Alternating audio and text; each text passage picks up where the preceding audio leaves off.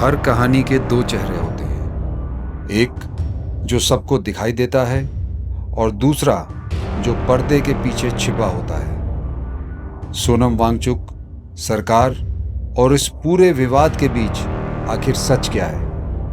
क्या कुछ ऐसा है जो हमसे छिपाया जा रहा है, या फिर सच्चाई हमारी सोच से बिल्कुल अलग है? आइए, बिना किसी पक्ष या विपक्ष के तथ्यों के आधार पर समझते हैं इस पूरे मामले की असली कहानी।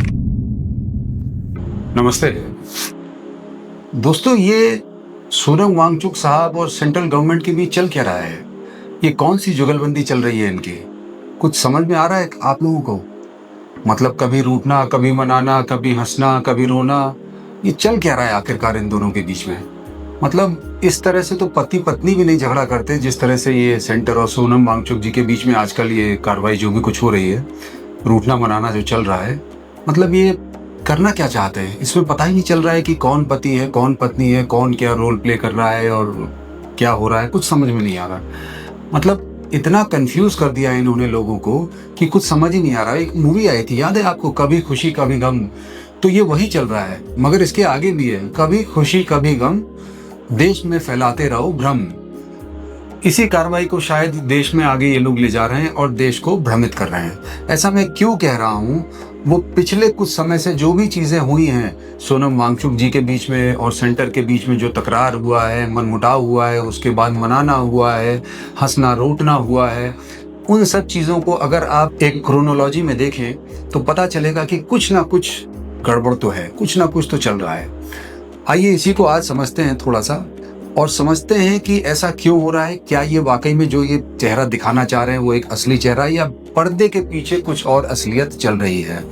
इसके लिए हमें थोड़ा सा पीछे जाने की जरूरत है। थोड़ा क्रोनोलॉजी ऑफ इवेंट्स को हम समझेंगे, कैसे क्या हुआ, शुरुआत कहाँ से हुई, और आज जो प्रोटेस्ट की समाप्ति हुई और उसमें जो समझौता हुआ है सेंट्रल गवर्नमेंट का सोनम वांगचुक जी से, ये सफर दोनों ने मिलकर कैसे तय किया, उस पर चर्चा करते हैं। कुछ बातें सामने आएंगी, कुछ बातें खुलेंगी, हमें आपको पता चलेंगी।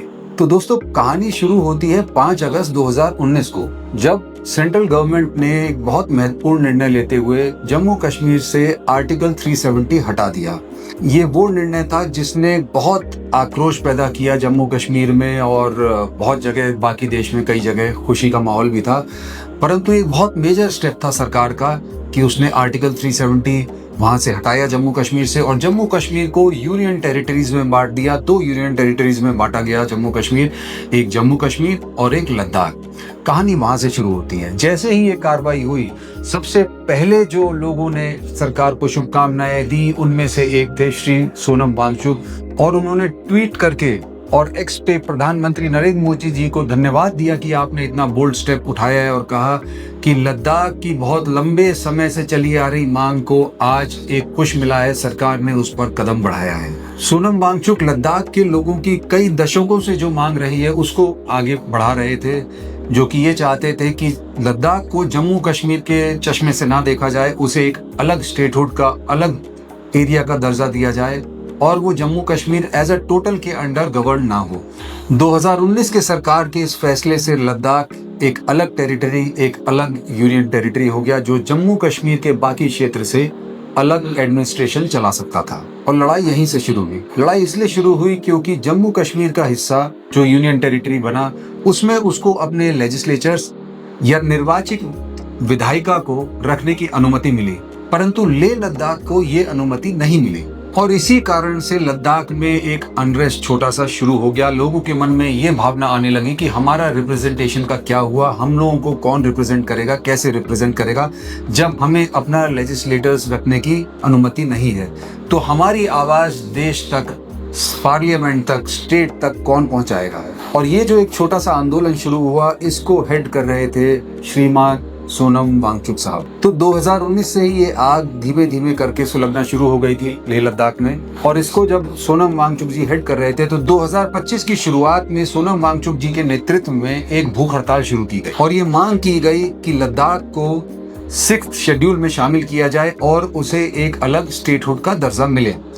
और वहां के स्थानीय लोगों ने सोनम वांगचुक जी के नेतृत्व में इस मांग को रखते हुए एक शांतिपूर्ण भूख हड़ताल की शुरुआत की। लेकिन हड़ताल के 15वें दिन 24 सितंबर 2025 को कुछ लोग उग्र हो गए और उन्होंने वहां की कानून व्यवस्था को संभवतः अपने हाथ में ले लिया, क्योंकि सरकार इनकी मांगों पर कोई गौर नहीं कर रही थी, उस पर ध्यान नहीं दे रही थी, और उन्होंने उपद्रव मचाते हुए वहां की बीजेपी का जो ऑफिस था उसमें आग लगा दी, उसे जला दिया। सुरक्षा बलों ने इस पे कार्रवाई की और उसमें 4 लोगों की मृत्यु हुई, जिसमें एक भूतपूर्व सैनिक भी थे। और इसके बाद वहां के प्रशासन ने तकरीबन 80 लोगों को गिरफ्तार किया और इन 80 लोगों में वो लोग भी थे जो शांतिपूर्ण ढंग से सोनम वांगचुक जी के साथ फास्ट पे बैठे हुए थे। दोस्तों, हमने अपने पिछले वीडियो में भी इन 4 लोगों का जिक्र किया था और बताया था कि इन 4 लोगों की मृत्यु के पश्चात लेह बार काउंसिल ने सेंट्रल गवर्नमेंट से इनको कॉम्पेंसेशन के रूप में 1 करोड़ रुपए की मांग की गई थी,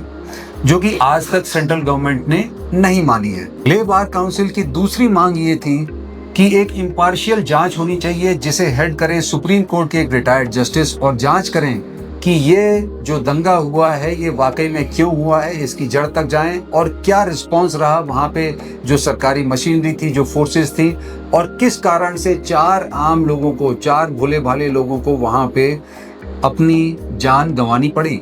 ये इसलिए भी इम्पोर्टेंट था क्योंकि लेह लद्दाख जैसे रीजन में कभी भी आज तक इससे पहले ऐसा कोई भी वाकया नहीं हुआ था जहां पे इस तरह का दंगा भड़का हो या इस तरह की आगजनी हुई हो या इस तरह गोली चलाई गई हो जिसमें वहां के आम नागरिकों को अपनी जान गंवानी पड़ी हो।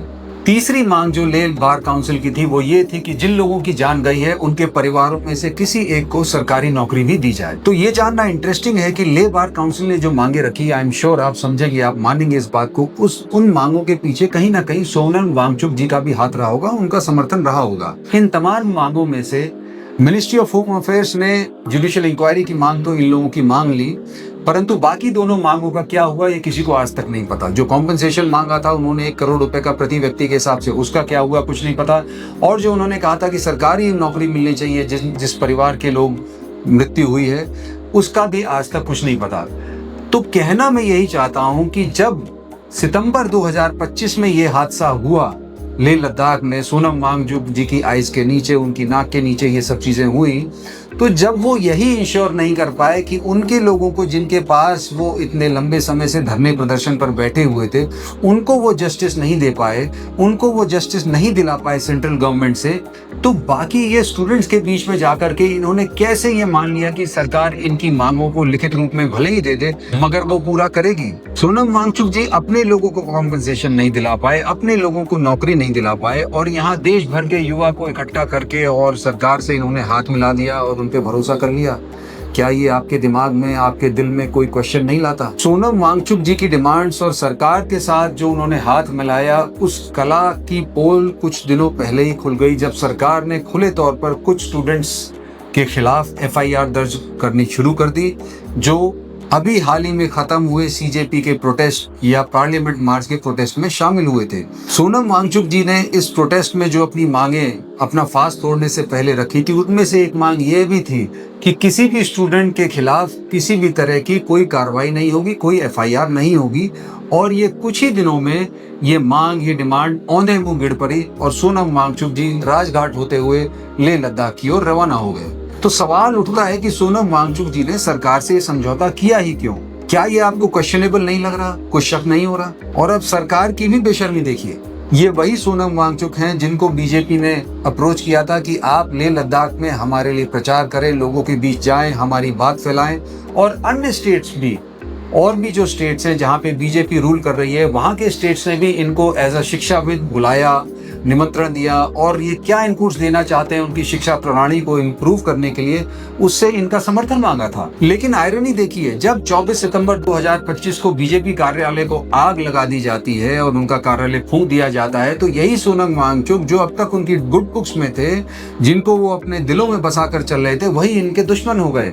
और सीधे सीधे मिनिस्ट्री ऑफ होम अफेयर्स ने उन पर NSA यानी कि नेशनल सिक्योरिटी एक्ट की धारा लगाकर उनको गिरफ्तार कर लिया। 26 सितंबर को सोनम वांगचुक जी को लेह लद्दाख से तकरीबन 1600 किलोमीटर दूर जोधपुर जेल में ले जाया गया, जहां उन्हें 170 दिनों तक जेल की हवा खानी पड़ी। और कोई छोटे मोटे इल्जाम नहीं लगाए गए उन पर राष्ट्र विरोधी गतिविधियों में शामिल होने और सरकार को उखाड़ फेंकने की साजिशों में शामिल होने का इल्जाम लगा। इतनी गहरी साजिशों का इल्जाम भारतीय जनता पार्टी ने, मिनिस्ट्री ऑफ होम अफेयर्स ने उन पर लगाया, एनएसए लगाया और उन्हें जेल भेज दिया। यही नहीं, सरकार ने सोनम वांगचुक पर देशद्रोह का भी आरोप लगाया और ये तक कहा कि वो जो भी काम कर रहे हैं उसके पीछे पाकिस्तान और चाइना का हाथ है, पाकिस्तान और चाइना की फंडिंग है, जो कि हमेशा सरकार कोई भी कुछ भी होता है उसमें यही बाद में निकल करके आता है। बाद में सरकार यही बयान देती है कि इसमें फॉरेन एलिमेंट्स का हाथ था, पाकिस्तान का हाथ था, चाइना का हाथ था, सोरोस का हाथ था। और आई एम श्योर आप कुछ दिनों में देखेंगे कि ये जो स्टूडेंट प्रोटेस्ट हुआ है इसके ऊपर भी बीजेपी की आईटी सेल कोई बहुत बड़ी कहानी निकालेगी, बहुत बढ़िया कहानी निकालेगी और परोस देगी हम सबके सामने कि देखिए ये फलाना आदमी पकड़ा गया, वहाँ ये पकड़ा गया और ये दस्तावेज बरामद हुए, वहाँ वो चीज़ बरामद हुई, जिससे ये प्रदर्शित करने की कोशिश करेंगे कि ये पूरा प्रोटेस्ट कहीं ना कहीं आईएसआई द्वारा, पाकिस्तान द्वारा, चाइना द्वारा या अमेरिका में सोरोस या सीआईए द्वारा फंडेड था। बहरहाल लद्दाख के उस समय के पुलिस प्रमुख श्री एचडी सिंह जामवाल तक ने बयान दिया था कि हमारे पास क्रेडिबल इनपुट्स हैं कि सोनम वांगचुक जी का संबंध पाकिस्तानी एजेंट से है। उन्होंने ये भी दावा किया था कि उस दौरान पकड़े गए एक पीआईओ यानी कि पाक इंट ऑपरेटिव या पाकिस्तान के खुफिया एजेंट ने ये जो भी कुछ प्रोटेस्ट हुआ था और जो गोली चली थी उसका वीडियो बनाया था और उसे ऐसे प्लेटफॉर्म्स पर शेयर किया था जो कि भारत के हितों के खिलाफ था। बात यही नहीं रुकी, पुलिस ने सोनम वांगचुक की पाकिस्तान यात्रा का भी हवाला दिया। पुलिस ने कहा कि सोनम वांगचुक जी ने पाकिस्तान में डॉन मीडिया ग्रुप, जो वहाँ का एक मशहूर अखबार है डॉन, वो DON नहीं, काफी लोग गलत समझते हैं, DAWN, डॉन वाला जो ग्रुप है, उसने एक प्रोग्राम ऑर्गेनाइज किया था संयुक्त राष्ट्र के साथ मिलकर के, जिसमें सोनम वांगचुक जी को बुलाया गया था एज अ गेस्ट। और इस कार्यक्रम में शामिल होने के बाद सोनम वांगचुक जी पाकिस्तान से उनके संबंधों और नजदीकियों का संकेत मिला। यहाँ तक ये भी कहा गया कि सोनम वांगचुक देश में अरब स्प्रिंग लाना चाह रहे हैं और देश की सरकार को उखाड़ फेंकना चाह रहे हैं, देश को 2 टुकड़ों में बांटना चाह रहे हैं। मतलब इतने गंभीर आरोप लगाए गए। आप खुद सोचिए कितने गंभीर आरोप हैं ये। मतलब एक टेररिस्ट मिलिटेंट भी क्या करेगा, मतलब खुले तौर पे ये घोषित कर दिया सरकार ने, इतने आरोप लगाए, पुलिस के द्वारा लगवाए गए या पुलिस ने लगाए कि भाई ये तो पूरा का पूरा एंटी नेशनल है ये आदमी। इस बीच सोनम वांगचुक जी की पत्नी, जो हमेशा उनके साथ रहती हैं, श्रीमती गीतांजलि आंगमो भी सामने आई और उन्होंने कहा कि ये वही सरकार है जिसने हमें कुछ दिन पहले हमें प्राइज दिया था, हमारी एफर्ट्स को एक्नॉलेज दिया था कि आज हमें वो एंटी नेशनल घोषित करने पर तुले हुए हैं। उन्होंने ये भी कहा कि इसका मतलब साफ है कि सरकार उनको चुप कराना चाह रही है, सरकार उनसे डरी हुई है और सरकार उनको खरीद नहीं पा रही है क्योंकि सोनम वांगचुक बिकाऊ नहीं है। गीतांजलि आंगमो जी यहाँ नहीं रुकी, उन्होंने शायद ये भी कहीं पे कहा कि सरकार लद्दाख के क्षेत्र को जम्मू कश्मीर जैसा बना देना चाह रही है। जिस तरह की पॉलिसीज सरकार फॉलो कर रही है लद्दाख में, उससे ऐसा ही लगता है कि ये क्षेत्र भी शीघ्र ही जम्मू कश्मीर जैसा बन जाएगा। यानी कि वो ये कहना चाह रही थी कि वहाँ पे बहुत सारे एंटी नेशनल्स हो जाएंगे, बहुत सारे टेररिस्ट भी आ सकते हैं, पत्थरबाजी हो सकती है, यही उनका कहने का इरादा था। और इसी के फॉलो अप में सोनम वांगचुक जी भी कई बार कह चुके हैं कि लेह लद्दाख में लोकतंत्र के लिए कोई मंच बचा ही नहीं।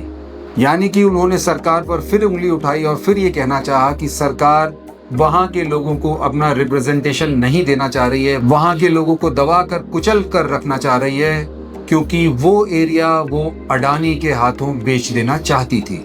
मतलब ये सब बातें बताने का मकसद ये है दोस्तों कि आप समझिए, इतनी सब बातें होने के बाद, इतने सारे आरोप प्रत्यारोप होने के बाद, आज वही सरकार सोनम वांगचुक से बात कर रही है और वही सोनम वांगचुक भी सरकार से बात कर रहे हैं। वही सरकार जो उनको NSA में, नेशनल सिक्योरिटी एक्ट में एंटी नेशनल घोषित कर चुकी है, वही आज उनसे बात भी कर रही थी। वही सोनम वांगचुक जो सरकार के खिलाफ इतनी बयानबाजी दे चुके हैं, इतनी बयानबाजी कर चुके हैं कि सरकार हमें हमारे राइट्स नहीं दे रही है, हमें कुचल कर रख रही है, वही सोनम वांगचुक जी आज सरकार की गोदी में बैठकर उनसे बात कर रहे हैं, उनसे सलाह मशवरा कर रहे हैं। मतलब आपने सोनम वांगचुक जी को चाइना का एजेंट बता दिया, पाकिस्तान का एजेंट बता दिया, फॉरेन फंडिंग का एजेंट बता दिया और लास्ट में ये कहकर छोड़ दिया 170 दिन बाद कि हम उनसे कंस्ट्रक्टिव और प्रोग्रेसिव डायलॉग करना चाहते हैं। अरे भैया, कंस्ट्रक्टिव और प्रोग्रेसिव डायलॉग आप करना चाहते तो जेल भेजने की क्या जरूरत पड़ी थी? आप पहले ही कर लेते। यानी कि आपने उन पर जो आरोप लगाए वो मनगढ़ंत थे, वो फॉल्स थे, वो किसी ना किसी प्रेजुडिस के कारण थे। तो इसका जवाब कौन देगा कि अगर सोनम वांगचुक के साथ गलत हुआ तो इसका जिम्मेदार कौन है? क्या मिनिस्ट्री ऑफ होम अफेयर्स में बैठे अमित शाह साहब इसकी जिम्मेदारी लेंगे? क्योंकि जो भी कुछ हुआ, उनका अरेस्ट जो हुआ वो तब हुआ जब लेह लद्दाख एक यूनियन टेरिटरी बन गया था, वहां स्टेटहुड नहीं था। वहां पे सरकार चलाने की जिम्मेदारी केंद्रीय सरकार की थी, भले ही वो राज्यपाल के थ्रू हो या जैसे भी हो। मगर उनको अरेस्ट करने का, उनको डिटेन करने का, उनको 170 दिन तक जेल में रखने का आदेश मिनिस्ट्री ऑफ होम अफेयर्स ने जो दिया था, उसकी जिम्मेदारी कौन लेगा? और अगर यही सरकार आज उनसे हाथ मिला रही है और ये बताना चाह रही है कि सोनम वांगचुक एंटी नेशनल नहीं है, उनको कोई फंडिंग नहीं है, चाइना पाकिस्तान के एजेंट नहीं है, तो उनके साथ जो गलत हुआ, क्या उसके लिए अमित शाह साहब बाहर आएंगे और हाथ जोड़कर माफी मांगेंगे?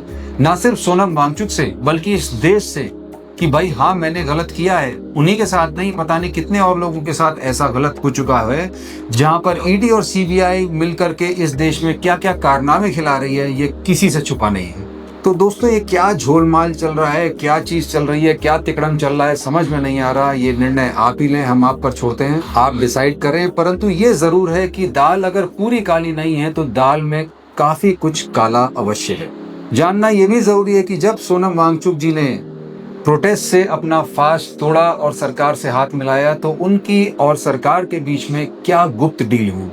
जो कागज लोगों को दिखाया गया जिसमें सरकार ने कहा उनकी मांगों पर विचार किया जाएगा, वो तो एक दिखावटी चेहरा है, मगर उसके पीछे असल बात क्या हुई वो भी हम लोगों के सामने, इस देश के लोगों के सामने कभी ना कभी सामने आएगी और आनी भी चाहिए। क्या कोई कैश डील हुई? क्या मैडम गीतांजलि आंगमू को राज्यसभा की सीट ऑफर की गई? या फिर लेह लद्दाख जब भी एक स्टेट बनेगा, उसको स्टेटहुड मिलेगा, तो उसके सीएम की कुर्सी अभी से तय हो गई है और सोनम वांगचुक जी को ये ऑफर कर दी गई है। दोस्तों, अभी के लिए ये सब बातें अटकलें लग सकती हैं, फर्जी लग सकती हैं, पर जब तक इन बातों का सच सामने नहीं आएगा, मुझे लगता है बहुत सारे देशवासी ऐसे हैं जिनके मन में ये संशय रहेगा, ये सवाल रहेगा कि आखिर क्यों सोनम वांगचुक जी ने अपना फास्ट तोड़ दिया, अपना अनशन तोड़ दिया। मैं दोबारा कह रहा हूँ, वो फास्ट तोड़ सकते थे, परंतु अनशन क्यों तोड़ा उन्होंने? धर्मेंद्र प्रधान जी के इस्तीफे से पहले कुछ ना कुछ डील तो हुई है, ऐसा लगता है। हो सकता है मैं गलत हूँ, मैं एक कंप्लीटली गलत नैरेटिव आप लोगों तक पहुंचा रहा हूँ, ये निर्णय आप लें, परंतु कुछ ना कुछ कहीं ना कहीं गड़बड़ जरूर है। अगर आप सोचेंगे और इस बात की तह में जाएंगे तो कुछ ना कुछ गड़बड़ जरूर लगे। पर जो भी कुछ हो दोस्तों, हम यही कामना करते हैं कि हमारा देश सलामत रहे। ये किसी भी कारण से, चाहे वो कास्ट, क्रीड, रिलीजन या कोई भी भेदभाव हो, उनके कारण ना टूटे। हमारा देश मजबूत बने, स्ट्रांग बना रहे और वाकई में जुमलेबाजी से हटकर विश्वगुरु बने। आज यहीं तक।